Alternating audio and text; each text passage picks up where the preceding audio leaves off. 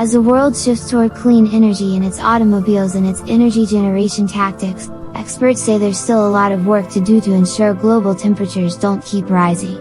One costly but effective solution is carbon removal technology, which many companies and federal initiatives are just starting to pour money into. Above, a smokestack producing CO2 emissions. Photo, Chris Laboutier, Unsplash. Tesla head Elon Musk and Google parent company Alphabet are just two entities taking part in a $2 billion total private equity investment into carbon removal startups, according to Bloomberg. Additionally, President Joe Biden's administration has shared plans to dedicate $3.5 billion to help set up 4 separate carbon removal hubs in the US for developing and testing the technology. The news comes after an April report from the United Nations Intergovernmental Panel on Climate Change said that the need for carbon removal is unavoidable, if the world hopes to reach global temperature targets necessary to prevent climate catastrophe. The panel hopes to see carbon removal technology use increase 1,000-fold within the decade, despite the difficulty in doing so financially, politically and affordably. Companies and governments have struggled to get on board with climate change action substantially.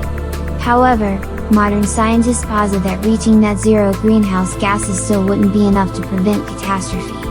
Not only does the world need to decarbonize as quickly as possible, explains energy systems engineer Neil McDowell, but the planet will also need to reach negative emissions to make an impact. We need to get to zero emissions globally and then go negative by a significant amount, said McDowell. To fully compensate for the damage to the planet, you need to permanently remove the CO2 from the atmosphere.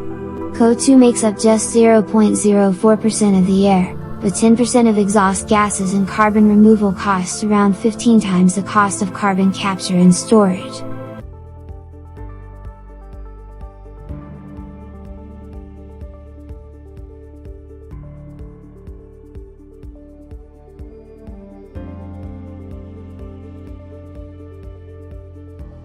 Above, ExxonMobil estimates there will be a $4 trillion market for capturing carbon dioxide and storing it underground by 2050, YouTube, Reuters.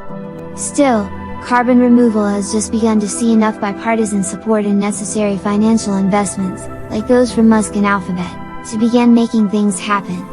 Although carbon removal is more difficult than carbon capture and storage, or trapping gases at the tops of smokestacks and pumping them back into the earth, the task is set to have a large, much-needed impact that hasn't happened with carbon capture and storage technologies. Climate group Carbon 180, a climate protection group based in Oakland, California, emphasizes that companies and governments are starting to turn toward carbon removal technology en masse. This is a watershed moment, says Climate 180's director Aaron Burns. We are seeing massive amounts of private sector and federal investment, with bipartisan support. Potential solutions that could come from carbon removal startups include strategies like vacuuming CO2 out of the sky, crushing minerals to trap carbon, or planting major seaweed forests across the ocean floor. While the shift from gas to electric vehicles to reduce emissions is an important start in addressing climate change, carbon removal will play an arguably more important role in the decades to come, so it seems safe to say we can expect more of these kinds of investments in the next several years.